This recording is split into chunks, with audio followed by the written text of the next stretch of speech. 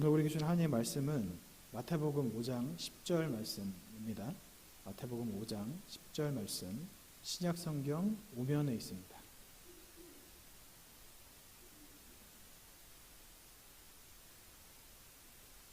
네, 다 같이 한 목소리로 봉독하겠습니다. 마태복음 5장 10절 말씀. 의를 위하여 박해를 받는 자는 복이 있나니 천국이 그들의 것임이라. 아멘. 네, 오늘은 그동안 우리가 오랜 시간 함께 나눴던 팔복의 마지막 시간입니다. 오늘 말씀은 팔복의 마지막 말씀 중인 의를 위하여 박해받는 자에 대한 말씀인데, 지난 시간에 우리가 함께 나누었던 내용들을 잠깐 돌아보고, 그리고 하나님께서 이 의를 위하여 박해받는 것이 우리에게 어떤 의미가 있고 무엇을 원하시는지에 대해서 함께 상고하고자 합니다. 박해, 핍박이라는 말을 들으면 사실 마음이 굉장히 무겁고 답답하고 나에게는 일어나지 않았으면 하는 그런 단어입니다. 하지만 제가 지난 시간에 말씀드렸듯이 참 그리스도인에게 박해는 숙명과도 같은 일입니다. 뒤에 제가 말씀을 드리겠지만 박해를 받지 않는 그리스도인, 그러니까 세상 가운데서 별로 불편함 없이 아무런 박해가 없이 신앙생활하는 그리스도인은 진짜 그리스도인이 아니기 때문입니다. 우리가 하나님을 전하고 그리고 하나님의 뜻대로 살려고 하면 어둠 가운데 놓인 세상에 우린 빛이기 때문에 우리가 그들과 가까이 있을 때 어두움 가운데 있는 사람들의 지저분하고 더럽고 드러내지 않고 싶어하는 것들이 드러나기 때문에 당연히 그 세상의 반응은 굉장히 핍박, 박해, 거부 이런 것으로 나타날 수밖에 없습니다. 그런데 우리가 세상에 살면서 아무런 불편함이 없다? 두 가지로 볼 수 있겠죠. 첫 번째는 우리가 그들과 같다. 두 번째는 이걸 다르게 표현을 드리는 건데, 우리는 빛의 자녀가 아닌 것이다. 이건 결론적으로는 그리스도인이 아니라는 이야기가 되는 겁니다. 그런데 박해도 두 가지 종류가 있다고 말씀을 드렸어요. 첫 번째는 박해가 아닌 박해, 처벌인 거죠. 내가 잘못한 것에 대해서 다른 사람들로부터 처벌을 받는 것, 하나님으로부터 처벌받는 것, 이것은 박해가 아니라고 말씀을 드렸었고, 두 번째 박해가 진짜 박해인 것입니다. 하나님의 말씀을 전하고 그리고 하나님의 말씀대로 살고자 할 때 그때 사람들로부터 받는 박해, 이것이 박해라고 말씀을 드렸었죠. 박해는 두 가지 모습이 있다고 또한 말씀을 드렸습니다. 첫 번째 박해는 육신의 위해를 가하는 것, 그러니까 우리를 때리고 침뱉고 고문을 한다던가, 아주 극단적으로 가서는 우리가 순교를 당하는 것까지가 육체적인 박해. 두 번째 박해는 말로 하는 박해라고 말씀을 드렸습니다. 다른 사람이 신앙생활을 열심히 하는데 눈에 보기에 꼴사나워서 그 사람을 이렇게 저렇게 판단하고 비판하고 다른 사람들과 쑥덕쑥덕거리면서 그 사람에 대해서 말하는 것, 이것이 박해의 모습이라고 말씀을 드렸습니다. 우리는 나의 잘못 때문에 하나님 앞에 처벌당하지 않도록 늘 우리를 돌아보아야 할 것이고, 또한 내 부족함 때문에 다른 사람이 신앙생활을 열심히 하려고 하는데 그 사람을 말로, 생각으로, 행동으로 핍박이나 박해하는 박해자, 핍박자가 되지 않도록 또한 깨어서 기도해야 할 것입니다. 그리고 더 나아가서 우리 모두가 진짜 그리스도인이 되어서, 참 그리스도인이 되어서 신앙생활 열심히 한다는 하나님의 말씀과 그 뜻대로 사는 것, 그 이유 하나만으로 세상으로부터 거절당하고 거부당하고 핍박받는 그런 박해를 받는 모두가 되셨으면 합니다. 네, 여러분, 방금 제가 말씀드렸던 것 같이 우리는 박해를 받아야 돼요. 근데 사실 어느 목사님이 쓰신 책을 읽어보니까 그리스도인들 중에 이 마태복음 5장 10절에 나와 있는 것 같은 의를 위한 박해를 받는 사람은 극소수다. 그분이 그렇게 말씀을 하셨거든요. 사실은 정말 극소수라고 할 수 있습니다. 박해는 많지만 의를 위한 박해를 받는 사람은 별로 없어요. 그러면 우리가 박해를 받는 것보다 우리에게 더 가까이, 그러니까 우리 하나님께서 우리에게 주시는 이 말씀으로 이 박해에 대해서 피부에 와닿게 하시는 말씀은 무엇이냐?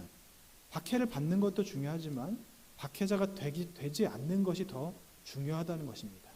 내가 신앙생활 열심히 해서 다른 사람들로부터 박해를 받는 것보다 다른 사람이 신앙생활 열심히 하는데 그 사람을 말로, 생각으로, 행동으로 비판하고 깎아내리는 것이 훨씬 쉽기 때문에, 그리고 우리라는 존재가 그렇게 태어났기 때문에 우리가 그런 존재가 되지 않기 위해서, 박해자가 되지 않기 위해서 정신 차리고 깨어서 기도해야 합니다. 박해자는요, 이런 최후를 받게 됩니다. 데살로니가 후서 1장 6절 7절입니다. 너희로 환난을 받게 하는 자들에게는 환난으로 갚으시고 환난을 받는 너희에게는 우리와 함께 안식으로 갚으시는 것이 하나님의 공의이시니 예수께서 자기의 능력의 천사들과 함께 하늘로부터 불꽃 가운데 나타나실 때, 이게 계시록에 있는 말씀하고 병행 구절이 되는 말씀이 있네요. 제일 위에 절을 보시면 너희로 환난을 받게 하는 자들에게는 환난으로 갚으시고 우리를 핍박하는 자는 핍박으로 갚으신다는 겁니다. 반대로 말씀을 드리면 우리가 핍박자의 입장에 있다면 우리에게는 반드시 그 핍박이 찾아온다, 이렇게 말씀을 하시는 건데, 그게 이 생에 우리가 살고 있는 가까운 시일에 올 수도 있지만 분명한 것, 하나님께서, 예수님께서 심판해 주러 오실 그때, 마지막 때 하나님께서 우리를 심판하신다. 그럼 여러분 한번 생각해 볼까요? 우리가 핍박자의 위치에 있다고 생각을 해보겠습니다. 근데 예수님께서 심판해 주러 오실 때 우리를 핍박하신다, 우리에게 환난을 주신다. 그럼 그 사람은 천국 간다는 이야기일까요? 지옥 간다는 이야기일까요? 당연히 지옥 간다는 이야기겠죠. 뒤에 대해서 제가 한번 말씀드리겠지만 핍박자, 박해자가 되면 절대로 천국에 못 갑니다. 절대로 천국에 못 갑니다. 그렇기 때문에 우리는 깨어서 기도해야 하는 겁니다. 여러분, 핍박자가 되지 마십시오. 그리고 뒤에도 말씀드리겠지만 내가 핍박을 받는다고 해서 자기 의에 빠져서 내가 신앙생활 열심히 하니까 이렇게 핍박받는다, 이런 생각도 하지 마십시오. 다시 한번 말씀드리겠지만 우리 중에 의를 위해서 핍박을 받는 자, 박해받는 자는 극소수입니다. 정말로 극소수입니다. 대부분 나의 부족함 때문에 처벌받는 거예요. 여기에 대해서 여러분 생각을 하시면서 말씀을 들어주셨으면 좋겠습니다. 그러면 사람들은 왜 박해를 할까? 박해라는 것의 그 시작, 근본이 어디에 있을까? 바로 박해의 시작은 시기심 때문입니다. 예수님을 박해했던 종교 지도자들의 모습을 보면 알 수 있는데, 마태복음 27장 18절입니다. 이는 그가 그들의 시기로 예수를 넘겨준 줄 알미더라. 마가복음 15장 10절, 이는 그가 대제사장들이 시기로 예수를 넘겨준 줄 알미더라. 예수님이 십자가에 달리신 것은요, 지도자들이 예수님을 시기해서 핍박당했던 겁니다. 이게 사도들을 핍박했던 그들의 모습에서 더 극단적으로 드러나는데요. 사도행전 5장 17절입니다. 대제사장과 그와 함께 있는 사람, 즉 사두개인의 당파가 다 마음에 시기가 가득하여 일어나서. 사도행전 13장 45절, 유대인들이 그 무리를 보고 시기가 가득하여 바울이 말한 것을 반박하고 비방하거늘. 사도행전 17장 5절, 그러나 유대인들은 시기하여 저자의 어떤 불량한 사람을 데리고 떼를 지어 성을 소동하게 하여 야손의 집에 침입하여 그들을 백성에게 끌어내려고 찾았으나, 이렇게 되어 있습니다. 여러분, 시기, 이것은요 그냥 우습게 넘길 일이 아닙니다. 그냥 다른 사람이 하는 게 마음에 안 든다, 이거를 적극적으로 표현하시는 분들은 다른 사람을 찾아가서 저 사람이 이렇네, 이 사람은 저렇네, 저게 보기에 어떻네, 저러면 안 된다, 이런 이야기를 하는 분들이 있는가 하면, 또 어떤 분들은 마음속으로만 그 사람에 대해서 판단하는 분들도 계세요. 그래서 이 다른 사람에 대한 판단을 직접 적극적으로 드러내는 분들은 이렇게 막 사람들에게 뒷담화라는 것을 하고, 소극적으로 드러내는 분들은 그 사람하고 말도 안 하는 거예요. 눈도 안 쳐다보고 쳐다도 안 보고 말도 안 하고 인사도 안 하고 속으로 판단하는 겁니다. 여러분, 똑같은 겁니다. 다른 사람을 찾아가서 그렇게 말을 하거나 마음속으로 그렇게 하거나 똑같은 겁니다. 입으로 드러내서 죄가 더 크고 드러내지 않아서 죄가 더 큰 것이 작은 것이 아닙니다. 이 박해라고 하는 것, 핍박이라고 하는 것은 다른 사람을 향한 시기심, 다르게 말씀드리면 질투 때문이에요.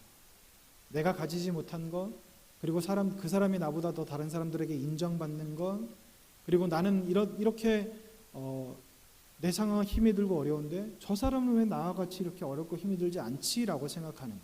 이 모든 것이 시기의 시작인 거예요. 여러분, 시기하는 사람, 습관적으로 시기하고 습관적으로 판단하고 습관적으로 정죄하는 사람, 천국 백성일 수 있겠습니까? 절대로 그럴 수 없습니다. 그런 사람이 되지 마시기 바랍니다. 그러면 왜 이렇게 습관적으로 시기하고 판단하고 비판하는 것을 아무렇지도 않게 생각할까요? 마가복음 7장 6절에서 8절입니다. 이르시되 이사야가 너희의 외식하는 자에게 대하여 잘 예언하였도다. 기록하였으되 이 백성이 입술로는 나를 공경하되 내 마음은 내게서 멀도다. 사람의 계명은 교훈을 삼아 가르치니 사람의 계명으로 교훈을 삼아 가르치니 너를 헛되이 경배하는도다 하였느니라. 나를 헛되이 경배하는도다 하였느니라. 너희가 하나님의 계명은 버리고 사람의 전통을 지키느니라. 이렇게 되어 있는데요. 종교 지도자들에 관한 말씀입니다. 여기 보시면 사람의 계명으로 교훈을 삼아 가르치니 나를 헛되이 경배하는도다. 이렇게 말씀을 하고 계세요. 자막 계속 띄워주세요. 사람의 계명으로 이들이 열심히 신앙생활 했어요. 근데 이 뒤에 이제 나중에 제가 말씀을 나중 설교 시간에 말씀을 드리겠지만 이 사람들이 성경에 대해서 제대로 가르친 것이 아니라 유대인들이 세웠던 전통에 입각해서 가르쳤습니다. 그래서 성경을 곡해해서 가르쳤어요. 그래서 이 사람들이 나중에 예수님께서 그런 말씀을 하셨잖아요. 살인하는 자, 이미 형제를 보고 미워하는 자마다 살인하는 자다. 이미 여자를 보고 그러니까 마음에 음욕을 품는 자마다 간음하는 자다. 이렇게 말씀을 하시면서 그 전에 하셨던 말씀이 뭐냐면 너희가 사람의 계명으로 가르쳤다 이렇게 말씀을 하세요. 그런 뜻으로 이야기를 하십니다. 그러니까 이 사람들이 겉으로는 경건한 거예요. 겉으로는 깨끗한 겁니다. 겉으로는 거룩하고 사람들에게 존경을 받을 만한 그런 위치에 있는 점잖은 사람들이었던 거예요. 왜 그랬느냐? 사람의 계명으로 그들을 가르쳤고 그들이 배웠기 때문에. 그런데 그 마음속은 아주 더러운 거예요. 예수님을 시기하는 그 모습을, 그 마음을 드러내기 싫어서 이런저런 계략을 써가면서 예수님이 하셨던 말씀을 안 하셨다고 이야기하고 예수님이 안 하신 말씀을 했다고 이야기하는 그런 거짓말을 입에 달고 살면서도 사람들이 볼 때 그 거짓말이 거짓말인 것이 드러나지 않으니까 자기들은 깨끗하다고 생각하는 사람의 계명, 이것을 따랐기 때문에 그들은 그 시기심이 그 마음에 가득했던 것이고 시기심이 죄라는 것을 몰랐던 거예요. 알고 있었을지 몰랐을지는 정확하게 구분할 수 없지만 시기심을 가지고 있는 것이 죄가 된다는 것을 몰랐고 그것이 하나님께서 기뻐하시지 않는 일이라는 것을 몰랐기 때문에 사람의 계명을 가르쳤던 겁니다. 여러분, 우리는 그러면 왜 시기심을 가지고 있을까? 하나님께서 우리에게 말씀하실 때 그것을 고지고대로 안 듣기 때문에. 하지 마라, 안 해야 되는데 나는 이 정도는 괜찮겠지. 해라, 해야 되는데 나는 그때 상황하고 이렇게 다르니까 이 정도는 이해해 주시겠지라고 하는 내 마음대로의 성경의 해석, 그것에 기반해서 내 마음의 죄가 싹트기 시작하는 겁니다. 여러분, 말씀을 마음대로 듣지 마세요. 말씀을 듣고 싶은 대로 듣지 마십시오. 내가 듣고 싶은 말씀만 찾아서 듣지 마시고 내 마음에 위로가 필요하니까 위로가 필요한 말씀을 찾아 듣지 마세요. 그건 하나님께서 기뻐하시는 일이 아닙니다. 모든 말씀은 하나님의 말씀인 것이고 하나님께서 말씀하시면 아멘으로 그냥 받아들이면 되는 거예요. 그런데 성경을 이렇게 우리가 많이 읽고 온 사방 TV만 틀면 설교가 나오는데도 왜 그렇게 예전보다 더 많은 설교를 듣는데도 하나님의 뜻대로 우리가 살지 못할까요? 하나님의 말씀을 내 마음대로 듣기 때문인 거예요. 그러니까 우리가 그리스도인들 중에 야성이 사라지고 믿음의 힘이 없어지고 하나님의 뜻대로 살 수 있는 그런 능력이 사라지고 있는 겁니다. 여러분, 우리는 근본으로 돌아가야 돼요.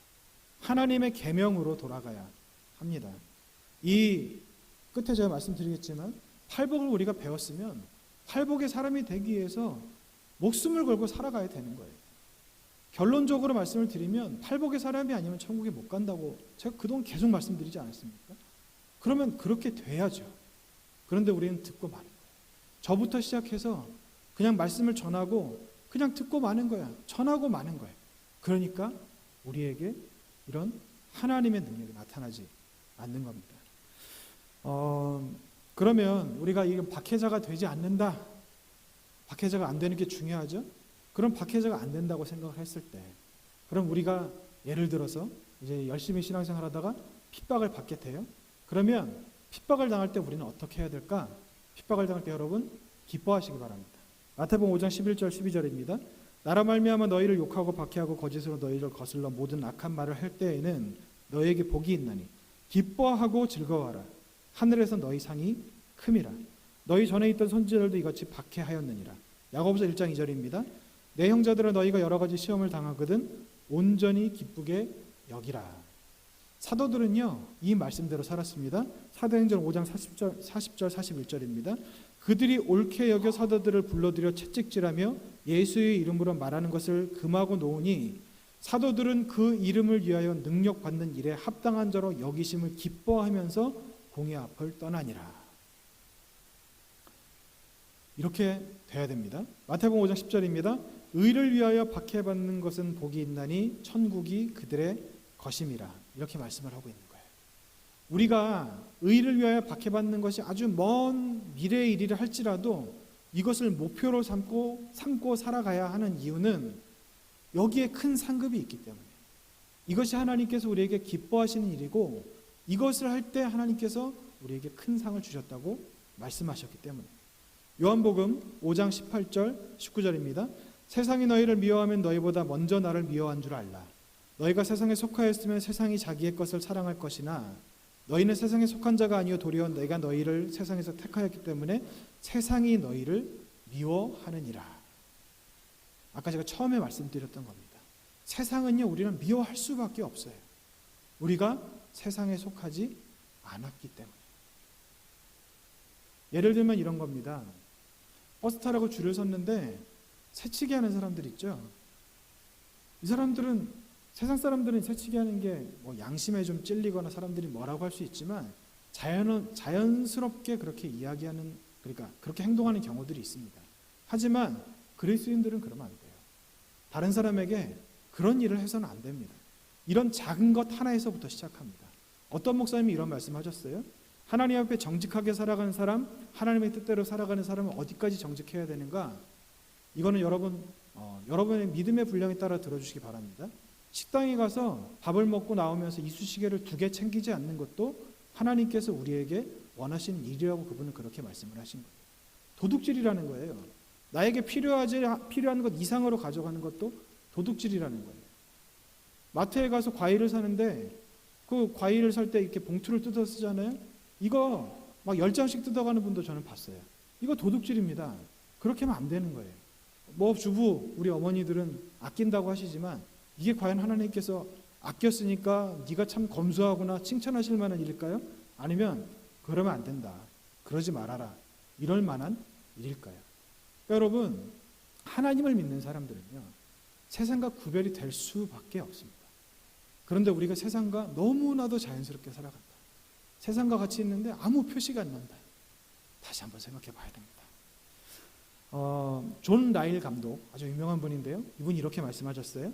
세상의 미움은 예수님의 제자라는 것을 나타내주는 만족스러운 증거다. 이렇게 말씀하셨습니다. 그리고 제가 아주 좋아하는 존 스토트 목사님 이렇게 말씀하셨어요. 핍박은 진정한 그리스도인을 보증하는 진정함의 표인데 왜냐하면 전에 있던 선지자들을 이같이 핍박하였기 때문이다. 만약 우리가 오늘 핍박을 받는다면 우리는 고귀한 자손에 속한다. 그러므로 우리가 기뻐해야만 하는 주된 이유는 우리가 그리스도를 인하여, 즉 그리스도와 그의 진리와 의의 표준에 대한 우리의 충성 때문에 고통을 당하는 것이다. 그래서 요한복음 3장 19절 20절 이렇게 말씀하십니다. 그 정죄는 이것이니 곧 빛이 세상에 왔을 때 사람들이 자기 행위가 악함으로 빛보다 어둠을 더 사랑한 것이니라. 악을 행하는 자마다 빛을 미워하며 빛으로 오지 아니하나니 이는 그 행위가 드러날까 함이요. 세상에 이런 말이 있죠. 뱀은 죽은 고기를 먹지 않는다. 실제로 여러분, 제가 다큐멘터리 굉장히 좋아하는데요. 사자, 호랑이 이런 거 굉장히 좋아합니다. 표범. 뱀 나오는 건 좀 징그러워서 잘 안 보는데 언젠가 제가 그 다큐멘터리를 보다가 뱀이 쥐를 만난 거예요. 근데 쥐가 뱀이 온지 몰라요.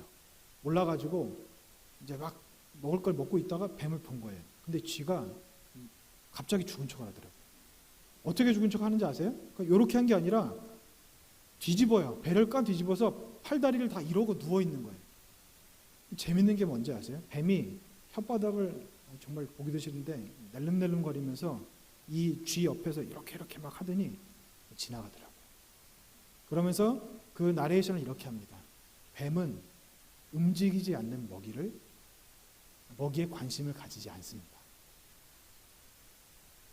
여러분, 사탄도 마찬가지입니다. 사탄이 뱀이잖아요. 옛뱀. 옛뱀은요, 사탄은 죽은 신자에게는 관심이 없습니다. 살아있는 그리스도인에게만 관심이 있고 살아있는 그리스도인만 핍박합니다. 우리가 사탄으로부터 핍박을 받지 않는다? 우린 그 죽은 척하는 쥐인 거예요. 모두 살아서 움직이셔서 뱀의 먹잇감이 뱀이 관심을 가지는 그런 목표가 되셨으면 좋겠습니다. 요한복음 20장 4절입니다. 내가 내가 보자들을 보니 거기 앉은 자들이 있어 심판하는 권세를 받았더라. 또 내가 보니 예수를 증언함과 하나님의 말씀 때문에 목배임을 당한 자들의 영혼들과 또 짐승과 그의 우상에게 경배하지 아니하고 그들의 이마와 손에 그의 표를 받지 아니한 자들이 살아서 그리스도와 더불어 1000년 동안 왕노릇하니.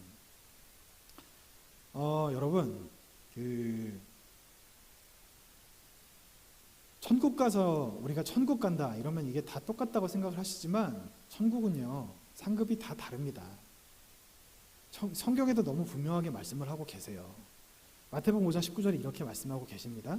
그러므로 누구든지 이 계명 중에 지극히 작은 것 하나라도 버리고 또 그같이 사람을 가르치는 자는 천국에서 지극히 작다 일컬음을 받을 것이요 누구든지 이를 행하며 가르치는 자는 천국에서 크다 일컬음을 받으리라. 천국에 큰 자가 있고 작은 자가 있는 겁니다.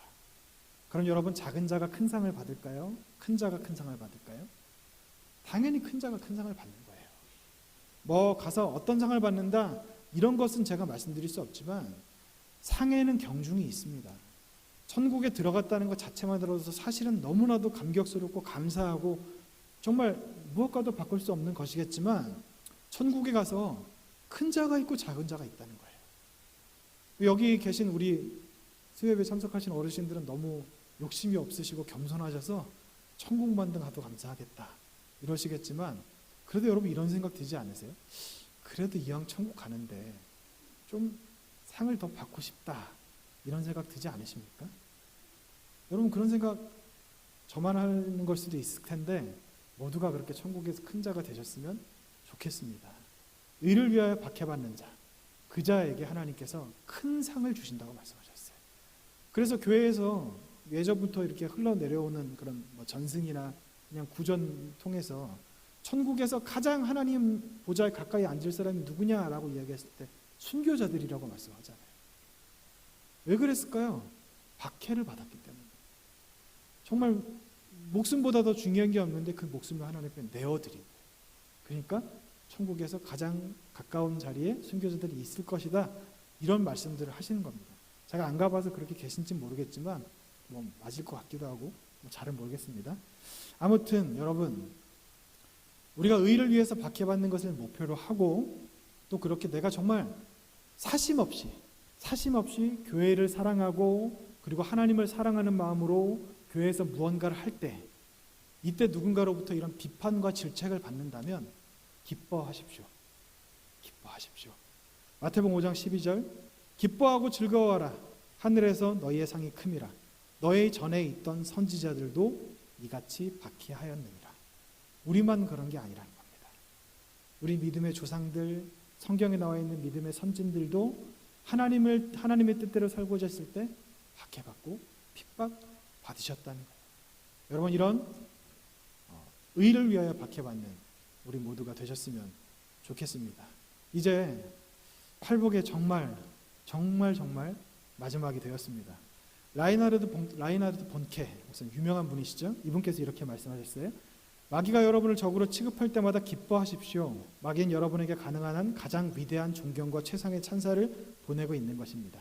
마귀는 과거에 미워했던 사람들, 즉 지극히 높으신 하나님께서 사랑하셨던 종들과 같은 반열에 여러분을 세우고 있는 것입니다. 이게 참 박해를 받고 싶지 않은데 박해를 받아야 가장 큰 상을 받는 거예요. 그러니까 여러분, 이런 사람이 되도록 사모하시기 바랍니다. 팔복의 말씀을 이제 정리하려고 합니다. 팔복은요, 천국에 들어갈 사람들이 어떤 모습인지에 대한 그리스도인들의 초상화라고 말씀을 드렸습니다. 근데 이렇게 오해하시는 분들이 계세요. 그러면 이렇게 못 살면 천국에 못 가나? 아니에요. 그렇지 않습니다. 마틴 로이드 존스 목사님은 그래서 이렇게 말씀하셨어요.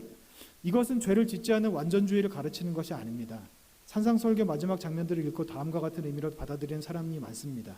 즉 천국에 들어갈 수 있도록 허락되었거나 혹은 천국에 들어갈 수 있는 사람이란 산상설교를 읽고 항상 어디서나 그것을 하나도 남김없이 실행할 수 있는 사람이라고 말입니다. 이것은 불가능한 일입니다. 만일 이곳의 가르침이 이런 것이라고 한다면 이 세상에는 기독교인이 단 한 사람도 없을 것이며 이후에도 없을 것입니다. 그러면 뭘 어떻게 하라는 것인가? 이런 생각이 드실 텐데, 여러분, 우리가 신앙생활 할 때 하나님께서 우리에게 아주 좋은 것으로 비유를 들어주셨는데 우리를 나무라고 생각하는 겁니다. 그리고 우리를 갓난아기라고 생각을 하는 거예요. 그러면 우리가 팔복의 사람이 되고자 하려고 한다면, 여러분, 어릴 때부터, 예를 들어서 어릴 때는 우리가 좀 미숙하잖아요. 그리고 어릴 때는 우리가 좀 아무것도 잘 모르는 것도 많고, 그래서 처음부터 이렇게 열매를 맺을 수가 없어요. 나무로 비유를 한다면, 나무가 있으면 씨앗이 뿌려지고 물이 이렇게 물과 햇볕을 받고 양분을 받으면 싹이 나고 가지가 나면서 가지가 굵어지고 가지가 더 굵어져서 이파리가 나고 때가 되면 열매를 맺는 거잖아요. 그럼 여러분, 우리도 마찬가지인 거예요. 이 팔복의 사람, 그리고 성령의 그 9가지 열매를 맺는다는 것은요, 많은 시간이 필요합니다. 처음부터 이런 팔복의 사람이 될 수는 없는 거예요. 그럼 우리에게 중요한 것은 무엇이냐? 우리의 방향이 어디냐? 우리가 이 팔복의 사람을 향하고 있느냐? 아니면 이것과 상관없이 내 마음대로 살아가고 있느냐?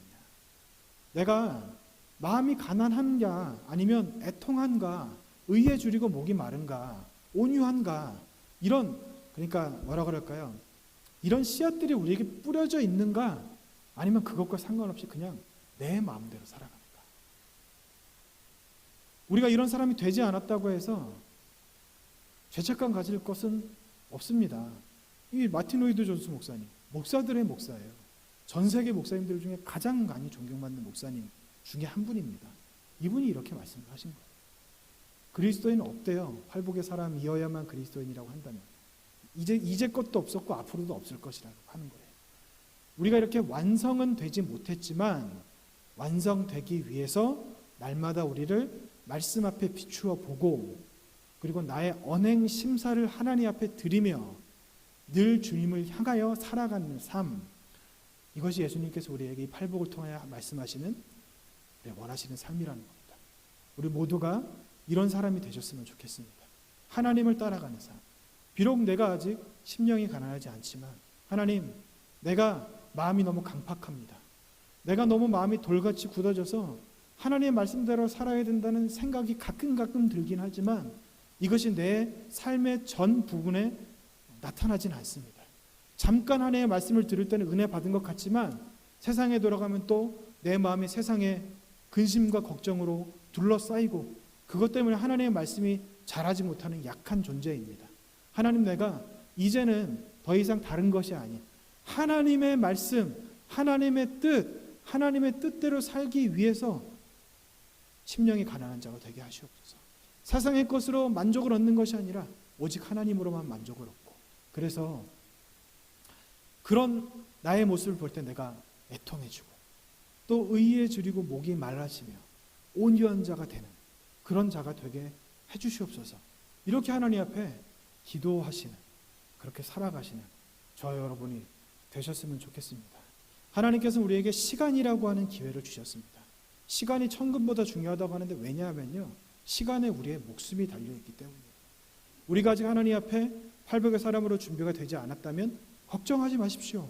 그동안 그렇게 살지 못했던 것에 대해서 철저하게 회개하는 것은 당연하지만 하나님께서 우리에게 회개할 시간을 주셨습니다. 돌이킬 기회를 주셨어요. 우리의 생명이 다시 한번 소생할 그런 시간을 우리에게 허락하셨습니다. 그러면 이제부터 이 팔복의 사람이 되기 위해서, 팔복의 사람, 심령에 관한 애통, 의에 줄이고 목마름, 온유 쭉쭉쭉 가서 마지막에 결국에는 의를 위하여 박해받는 자가 되는 그런 경지에 이르는 우리 모두가 되셨으면 합니다. 저는 우리 영주교에 그렇게 많은 것을 바라지만 사실은 또 많은 것을 바라지 않는 이유가, 여기 계신 분들만 하나님 앞에 팔복의 사람이 되어도 우리 영주교회는 더 이상 부흥의 불길 타오를 필요가 없습니다. 다 불타올라 있는 상태가 될 거예요.